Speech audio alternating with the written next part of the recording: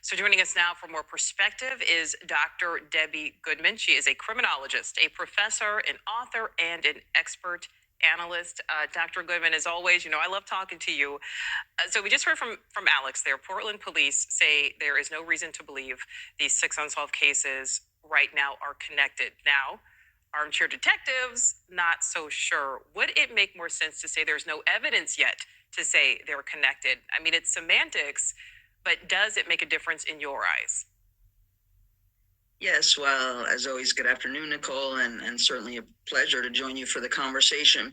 So, the concern for me as a criminologist is just the information we have thus far, with the information that six women, all of the same gender in that regard, are decedents in a 100-mile radius. So, certainly, I'm concerned of the potential that this could be a serial killer. Now, if the numbers were different, if we had one decedent or two, then certainly investigative techniques would be different, meaning they'll be analyzed and evaluated by our local, state, and federal agents and officers on this individual basis. But for me, I'm concerned with the number that we have six cases, and although we may not know a direct link or alignment, but we do know that they're all female and they're found within this wooded type of area.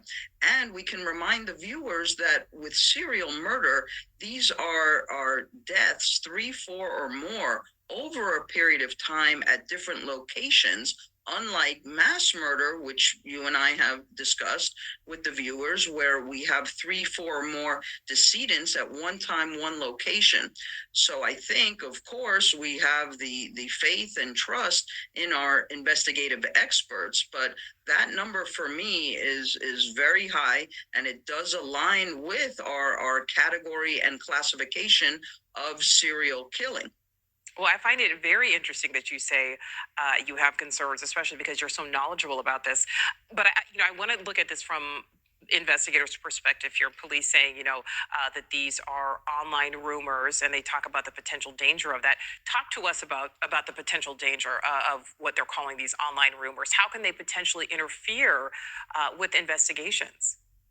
Certainly. Well, we understand online and how and why the public wants to get involved. So, that in and of itself, I would absolutely encourage. Once high profile crimes such as this become now in the public domain, as you and I know, Nicole, having evaluated several cases, the public can be a tremendous help.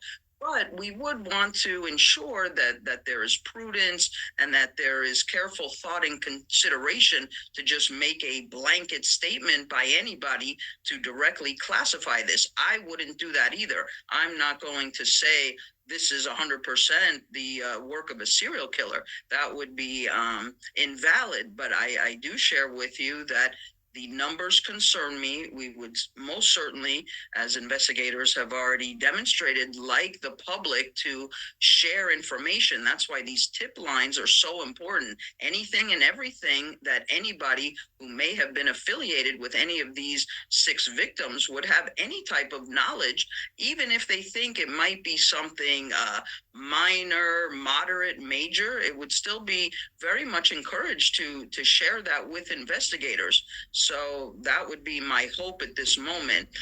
Investigators will certainly go through again their knowledge base of with whom will they speak. They will speak with the direct family members, siblings. That's like step one, we say, the primary people that would be affiliated and associated with these victims. But then we go to the secondary level. The secondary level could still be with whom did these six decedents interact in the workplace. That could be very important. Was there any disharmony, discord?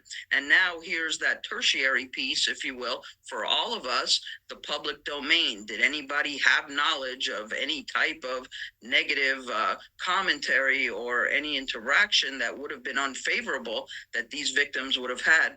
And then I do think, Nicole, as we speak about these cases, the social media aspect is still going to be important, meaning investigators will do the deep dive into these six decedents' social media, with whom might they have been talking and interacting.